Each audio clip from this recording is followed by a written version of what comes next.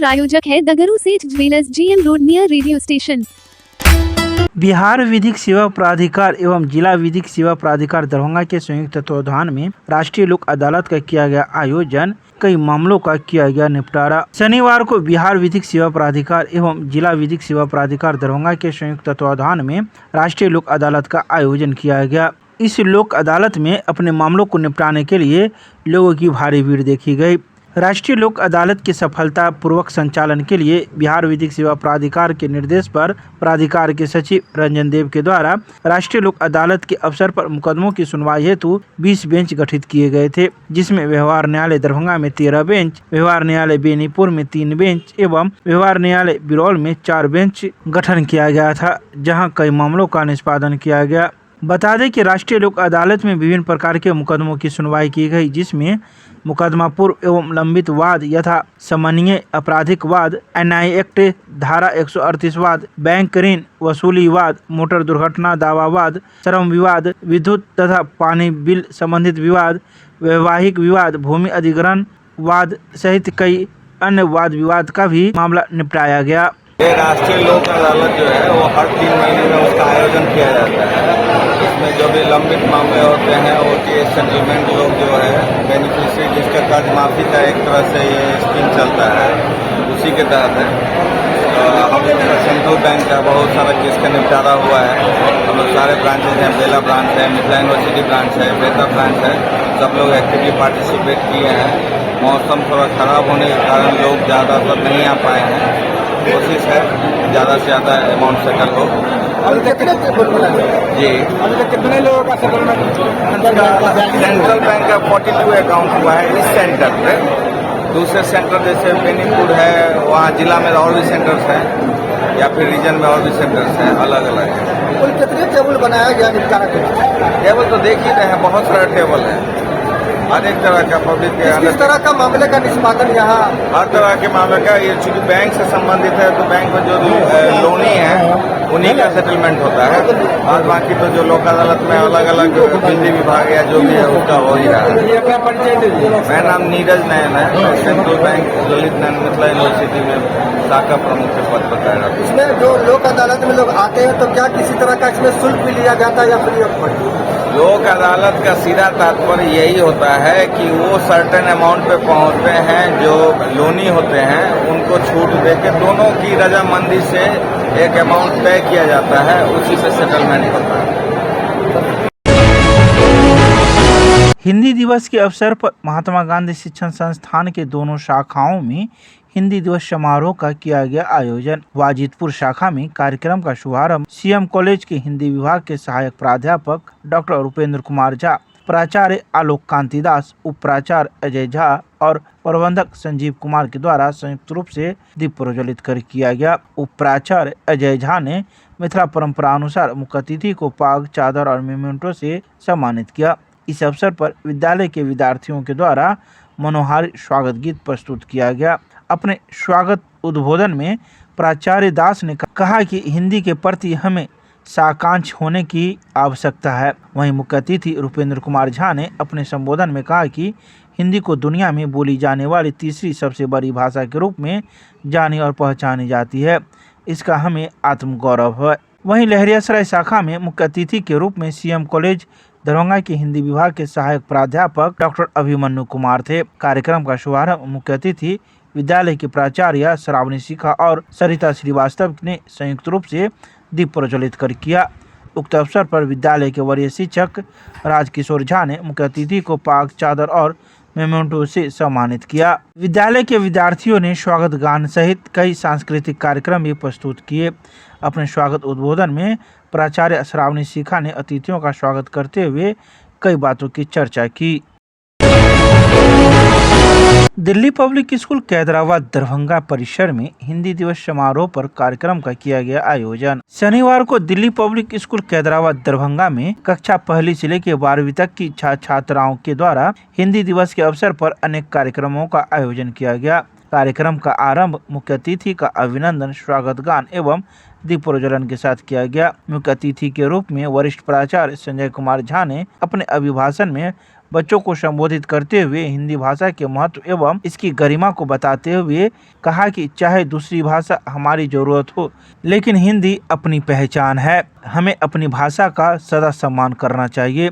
प्रधानाचार्य श्रीमती अनुराधा ने हिंदी दिवस के महत्व को दर्शाते हुए कहा कि चाहे हम कितनी ही ऊंचाई पर आसमान में उड़े, लेकिन हमें जमीन पर भी चलना चाहिए। उन्होंने कहा कि हिंदी हमारी संस्कृति है, यही हमारी विरासत है।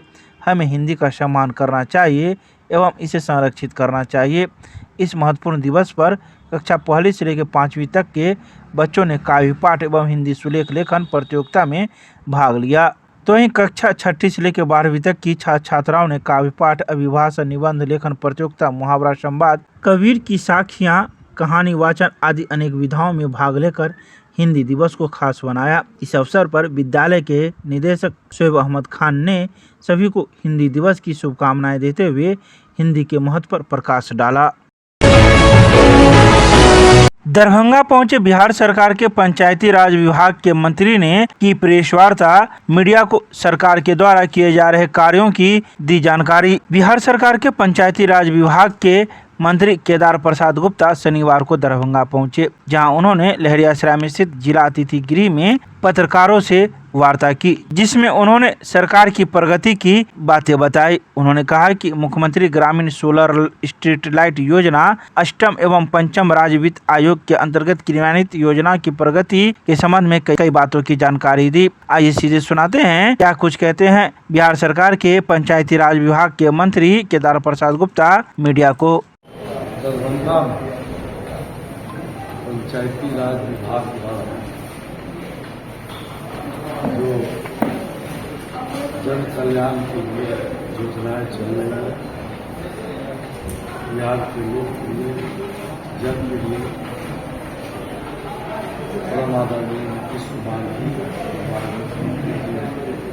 उनके निर्देशानुसार माननीय मुख्यमंत्री सरदार चौधरी जी, विजय सिन्हा जी के निर्देशन पंचायती राज विभाग के सभी पदाधिकारियों के द्वारा आज समीक्षा बैठक हम लोगों ने किया है। दरभंगा मुख्य रूप से माननीय मुख्यमंत्री जी का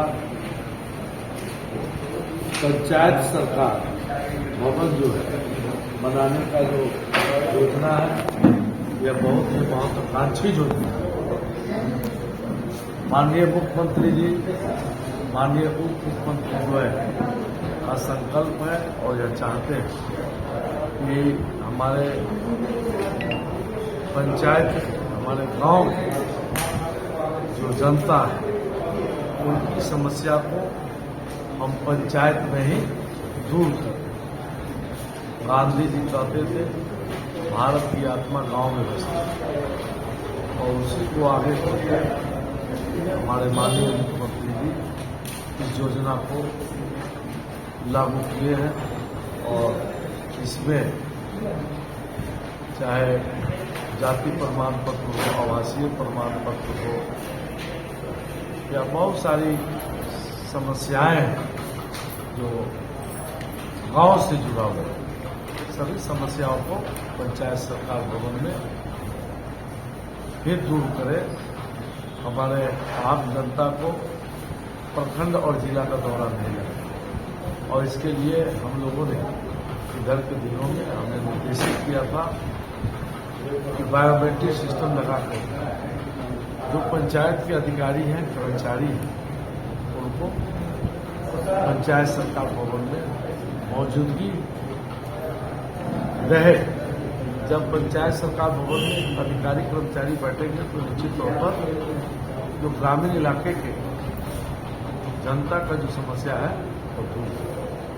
और आपको बताते हुए मुझे हर्ष भी हो रहा है कि अब पंचायत सरकार भवन में हम लोग पुस्तकालय का भी आदेश किया है। पुस्तकालय डिजिटल होगा और